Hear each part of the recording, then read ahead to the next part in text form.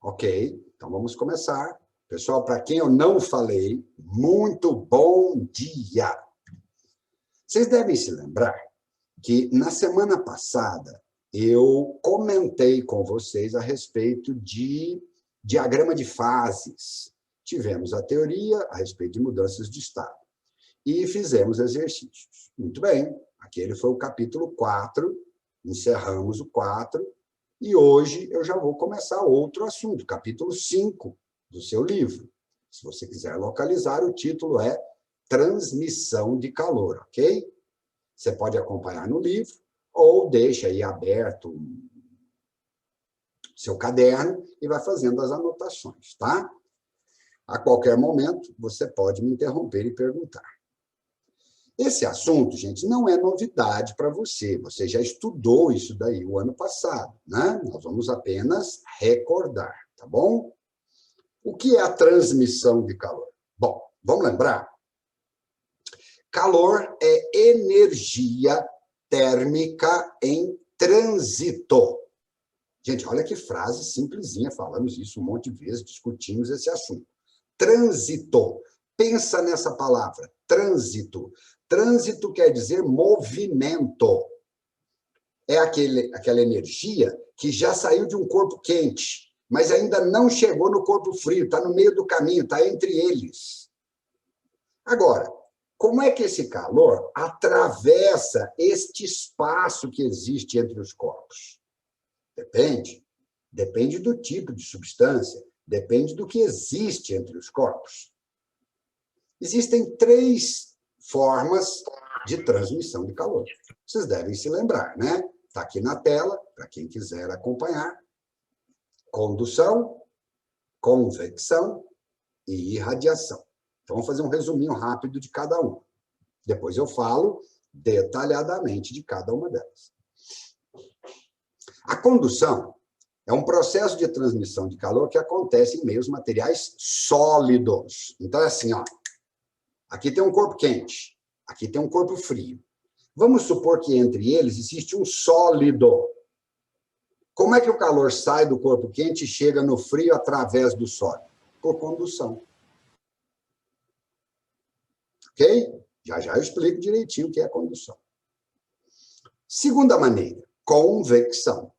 Convecção acontece em meios materiais fluidos. Se quiser anotar aí, ó, anota aí no caderninho, ou na própria apostila, tá? No livro. Fluido é uma categoria que engloba líquidos, vapores e gases. Gente, nós já mostramos na semana passada. Macroscopicamente, vapor e gás são muito semelhantes.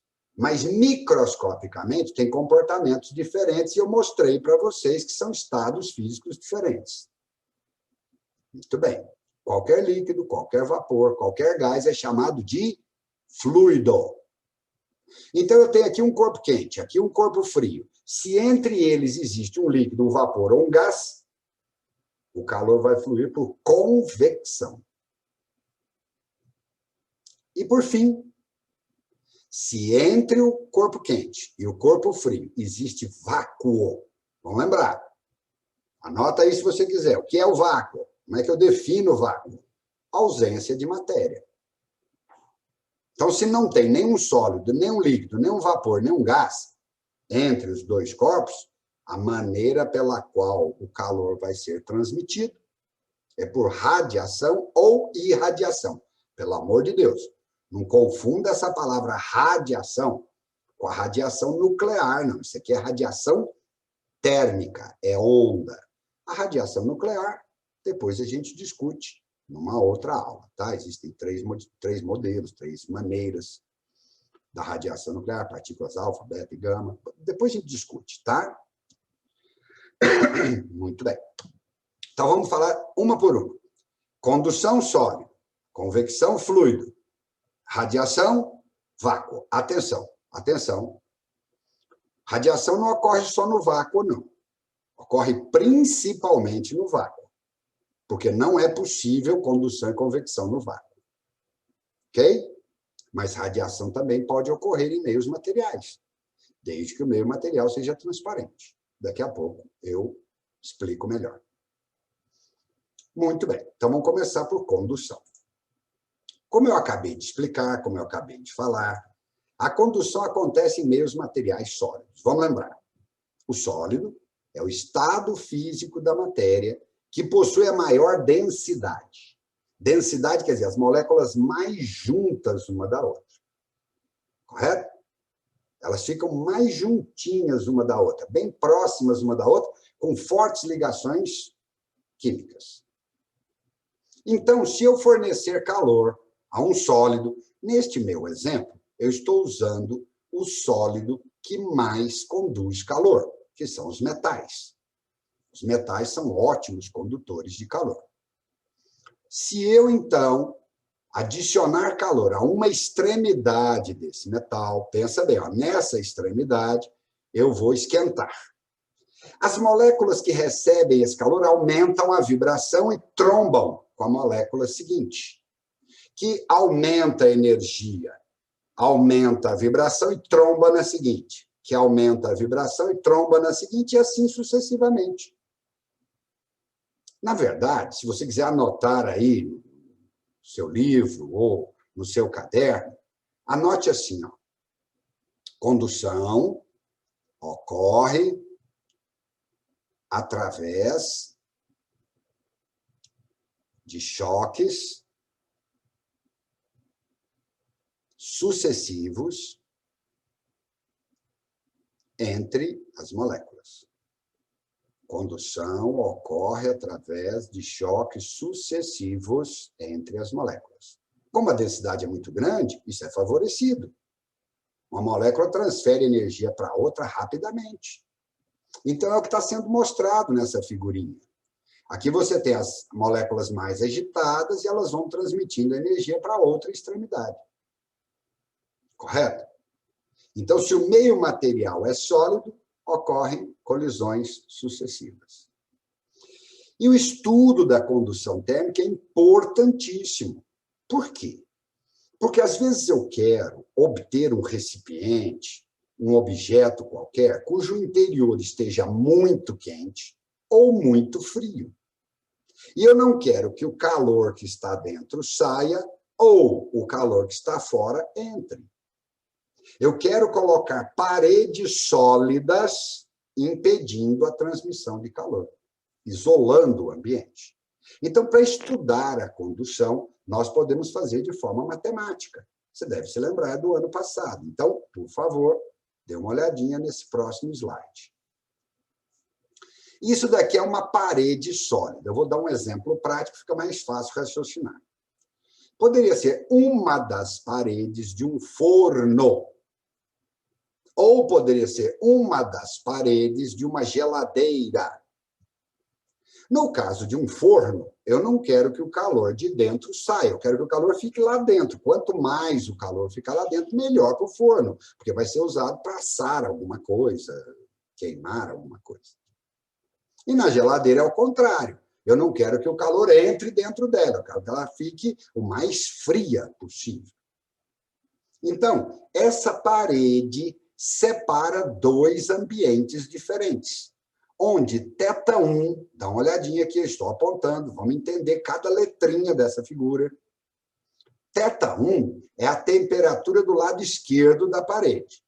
θ2 é a temperatura do lado direito da parede. Correto? Essas temperaturas são diferentes. Eu estou propondo que θ1 seja maior que θ2. Eu estou propondo que esse seja o lado quente e esse seja o lado frio. O θ1 poderia ser o interior do forno. E o θ2 poderia ser o interior da geladeira. Eu quero que o lugar quente fique quente e que o lugar frio fique frio, de tal maneira que a parede isole o máximo possível, que é a quantidade de calor que consegue atravessar a parede. Eu quero a menor quantidade possível. Quanto menos calor atravessar a parede, então menos a temperatura varia. Esse A que aparece aqui na figura é a área da parede. Eu posso ter um forno pequeno, médio, grande, um forno gigante. eu posso ter uma geladeira pequena, eu posso ter uma câmara frigorífica enorme. Então, a área da parede tem toda a importância, porque quanto maior for a área, mais pontos existem por onde o calor pode passar. Então, eu preciso saber que área é essa. Da mesma forma, o E. O E é a espessura da parede. Eu posso ter uma parede bem fininha, média, mais larga. Em câmaras frigoríficas, é uma parede de uma dimensão gigante, porque a ideia é isolar. A espessura, ela dificulta a passagem do calor. Quanto maior a distância que o calor tem que atravessar, mais demora. Então, a espessura é importante, eu preciso saber a espessura da parede. E, por fim, neste desenho, a letrinha K. Pessoal, o K chama-se coeficiente de condutibilidade térmica do material.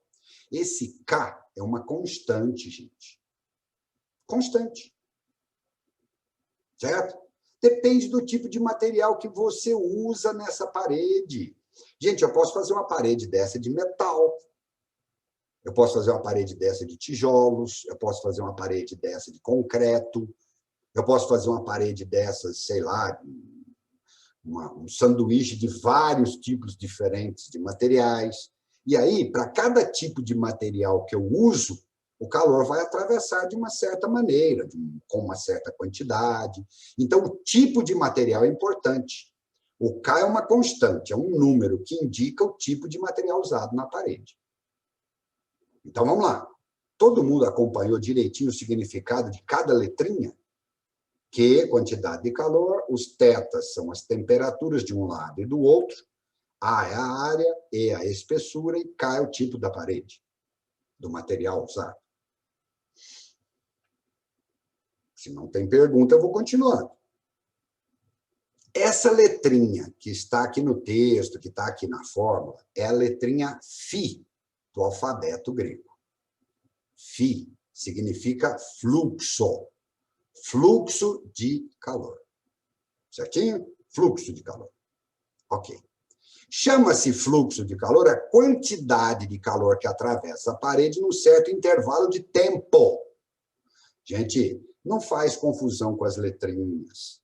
O T é tempo, o θ é temperatura. Certo? Então, eu estou me referindo aqui a algo do tipo assim, ó, o fluxo de calor é de 50 calorias por minuto. 200 joules por hora. Eu estou falando de uma quantidade de calor por tempo. Fluxo é quantidade de calor por tempo. Legal? Como é que eu vou calcular esse fluxo levando em consideração todas essas grandezas? Então, está aqui. Olha para o próximo slide. Dá uma olhadinha nessa equação, que eu acho que não é novidade para ninguém. O fluxo de calor através da parede é igual a uma constante. A constante é o tipo do material usado. Quanto maior a constante, mais condutor. Maior o fluxo. Quanto menor a constante, mais isolante. Menor o fluxo. Então, o K é diretamente proporcional ao fluxo. Depende do tipo da parede que eu uso. O A é a área, também é diretamente proporcional. Então, uma área maior tem mais pontos por onde o calor pode passar, dá mais fluxo. O ΔT é a diferença de temperatura entre os dois lados da parede. Quanto maior a diferença de temperatura, mais calor tem disponível para passar. Também é diretamente proporcional. E o E, a espessura, é inverso. Está no denominador. Observe que está no denominador. Quanto maior a espessura, menor o fluxo. Quanto maior a espessura da parede, mais demora para o calor atravessar. Então, menor o fluxo. Essa equação, eu tenho a impressão que todos vocês já conheciam. Mas eu estou descrevendo detalhadamente o significado de cada letrinha. Você pode anotar aí. Ou, se você está acompanhando no livro, no seu livro também tem essa equação destacada, aí você faz as anotações. Correto? Entendeu condução? Entendeu a importância do estudo da condução? Posso prosseguir?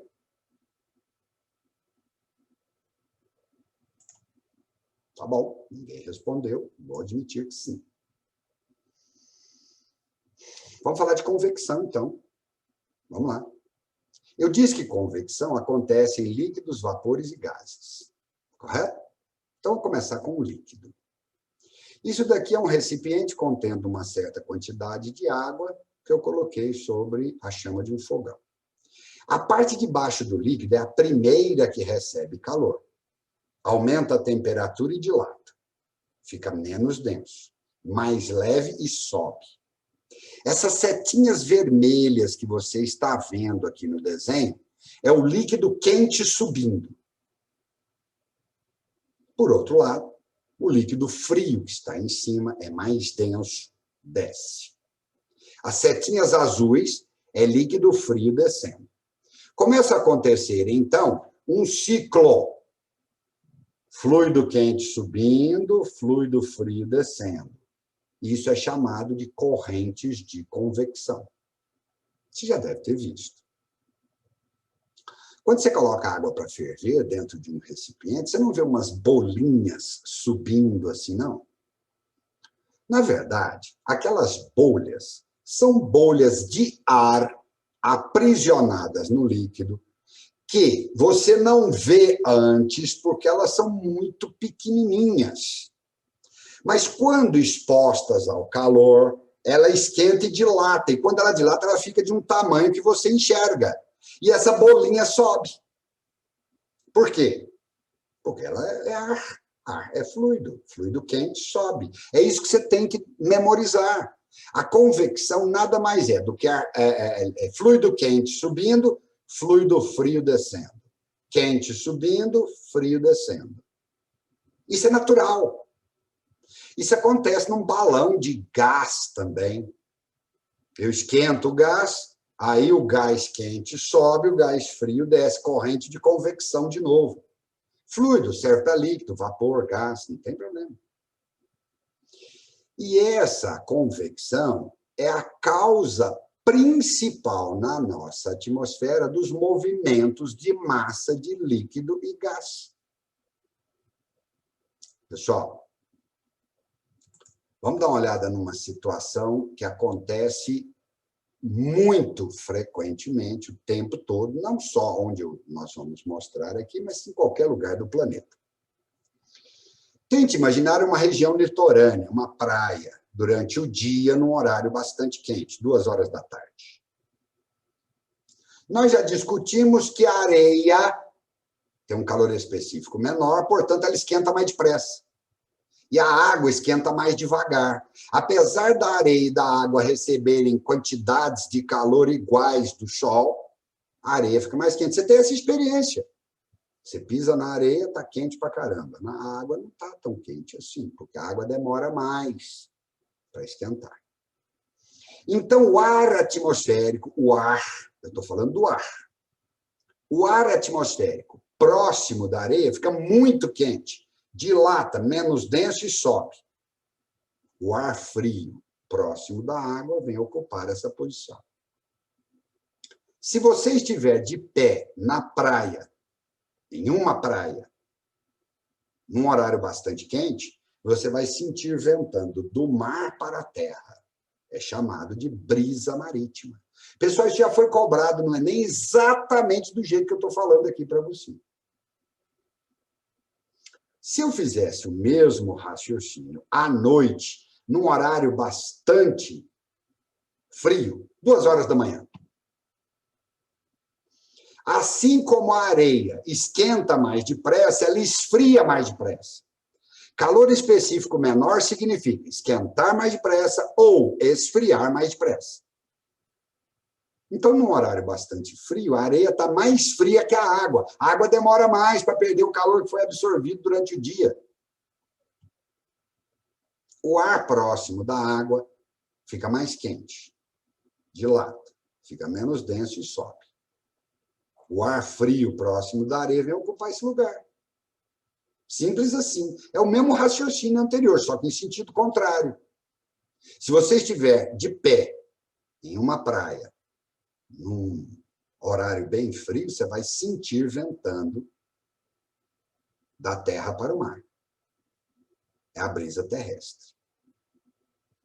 Pescadores que moram nas regiões litorâneas e usam barcos à vela para pescar, normalmente eles saem para pescar 3, 4 horas da manhã, porque eles sabem que nesse horário o vento vai levá-los para o alto mar. E voltam 2 horas da tarde, porque eles sabem que o vento vai trazê-los para a terra.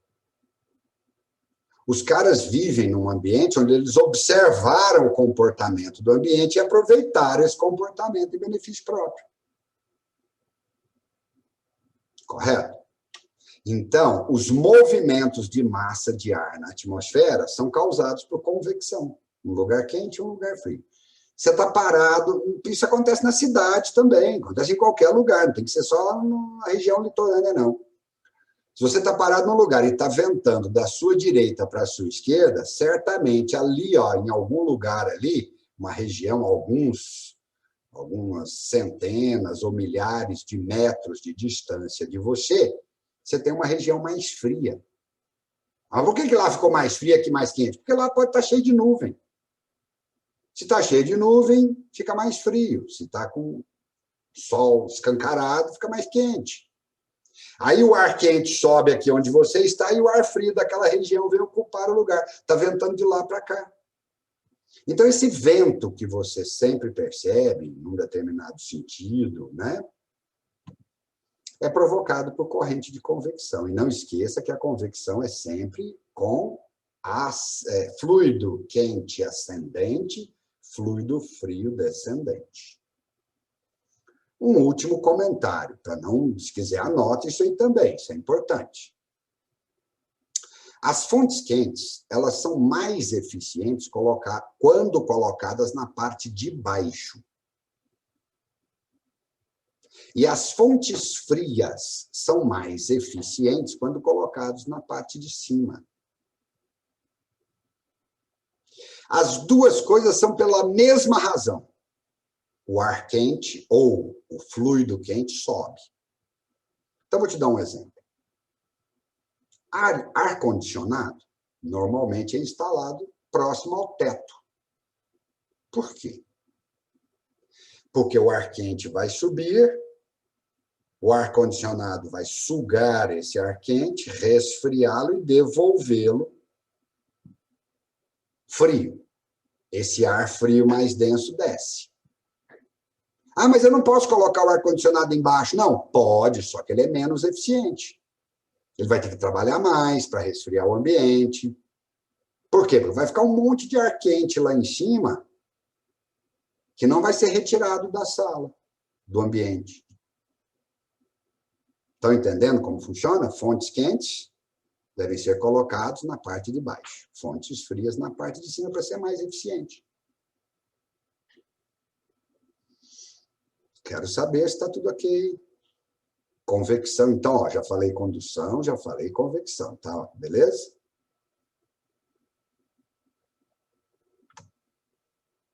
Tá bom. Então, ninguém falou nada, porque deve estar ok, você deve estar se lembrando, o assunto realmente não é complicado. Vamos falar de radiação térmica, então. Então, vamos lá. Radiação é o processo de transmissão de calor principal do vácuo. Exemplo prático. Eu vou começar com um exemplo. O calor vem do Sol até a Terra, a distância entre o Sol e a Terra é praticamente 99,9% é vácuo. Como é que o calor pode vir de lá para cá, junto com a luz? Através de onda eletromagnética, do tipo infravermelho. Vocês já estudaram isso ano passado. São 9 ondas eletromagnéticas, nós já discutimos isso, nós já trocamos ideias sobre isso, vocês devem se lembrar, ué. Das 9 ondas eletromagnéticas, só uma é que transporta calor, o infravermelho. As outras 8 podem ser convertidas em calor. Dá para converter onda eletromagnética em calor, não é problema. Mas só uma delas é que transporta calor, que é o infravermelho. E o infravermelho ele é emitido pelos corpos. Quanto maior a temperatura do corpo, mais infravermelho ele emite. Nós já discutimos isso também. Todo corpo emite algum tipo de radiação. Quando você se deita, igual uma lagartixa, para tomar sol, você está absorvendo infravermelho e, ao mesmo tempo, você está emitindo. Então, lembra.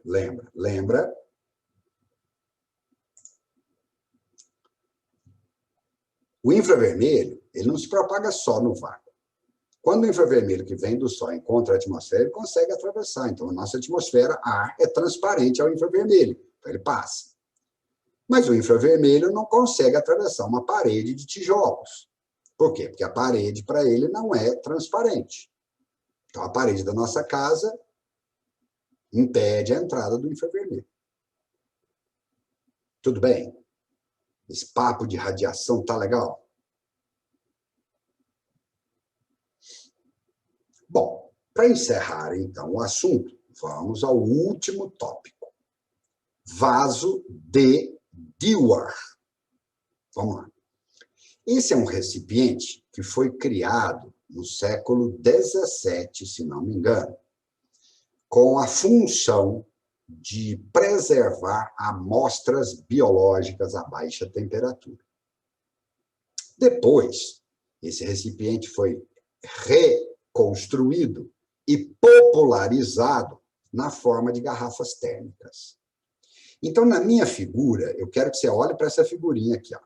Está vendo? Essa daqui é a garrafa térmica, mas esse daqui é o invólucro, é a parte externa da garrafa, normalmente de plástico, né? O vaso de Dewar é essa parte aqui, ó, que fica dentro da garrafa. Você deve ter percebido. Você tira a tampa, olha lá dentro, é espelhado. O vaso de Dewar é todo espelhado. Esse aqui é o recipiente. Esse é o recipiente que impede a troca de calor. Não é a parte plástica. A parte plástica só protege a parte interna, o vaso de Dewar interno. Como ele é construído? Muito bem. A ideia é impedir condução, convecção e radiação. Então, vamos lá. Primeiro, o recipiente possui paredes duplas, espelhadas por dentro e por fora. Paredes duplas, espelhadas por dentro e por fora, por dentro e por fora. Para que o espelhamento? O espelhamento é para impedir a radiação. Acabamos de falar que a radiação ou irradiação acontece através de ondas eletromagnéticas, infravermelho. Infravermelho tem o mesmo comportamento da luz. Luz reflete em espelho, infravermelho reflete em espelho. Simples assim. Correto? Muito bem. Então, o espelhamento é para impedir radiação. Mas entre as paredes é feito vácuo. Atenção. Na minha figura, eu não escrevi vácuo, eu escrevi ar rarefeito. Por que eu escrevi assim? Porque o vácuo absoluto não é feito nesse tipo de recipiente de uso comercial, de garrafa térmica. Isso aí é um vácuo parcial, sobra um pouquinho de ar lá, mas é muito pouquinho, tá? Entenda ar rarefeito como vácuo parcial. Vácuo. Muito bem. O que o vácuo impede? A condução. Presta atenção, não são duas paredes? Elas não estão lado a lado? O calor vem de um lado, atravessa a parede e encontra o vácuo, ou ar rarefeito. Ele não continua por condução. Ele pode até continuar por radiação, um pouquinho de convecção, mas não por condução. O que esse ar rarefeito, esse vácuo, impede? A condução, a continuação da condução. Ok. E como é que eu impeço a convecção? Na tampa. Aqui, ó, nessa extremidade, na tampa. Você cria uma maneira de impedir que o fluido que está lá dentro, quente, por exemplo, saia da garrafa. O fluido quente sobe, encontra a tampa. Acabou. Então, ó, O espelhamento impede a radiação. O vácuo impede a condução. E a tampa impede a convecção. Pronto. Resolvemos o problema. Legal? Todo mundo lembra disso? Lembra da garrafa térmica? Lembra de como impedir a condução, convecção, radiação? Tranquilo? Certeza? Abre o microfone, fala comigo, vamos. Lembrou de tudo que acabou? Tá tranquilo tudo. Sério? O assunto tá legal, não é?